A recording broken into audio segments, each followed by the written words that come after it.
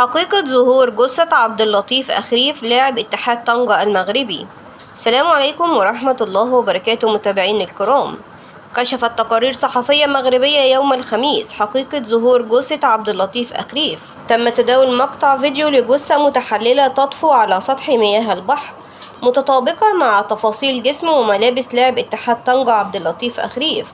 وأضافت التقارير إنه من خلال مقطع الفيديو المتداول يرجح أن الجثة المتحللة ظهرت بسواحل قاب فالكون بمنطقة عين التراب ضواحي مدينة وهران، وتم العثور عليها من قبل بعض المصطفين الجزائريين أثناء رحلة عبر الدراجات المائية. نسأل الله العظيم أن يحفظ الجميع اللهم أمين، ويرحم المتوفين اللهم أمين يا رب العالمين. العثور على جثة متحللة بالمياه الجزائرية يشتبه أنها للاعب اتحاد طنجة. إنا لله وإنا إليه راجعون. دمتم بأمان الله. السلام عليكم ورحمة الله وبركاته.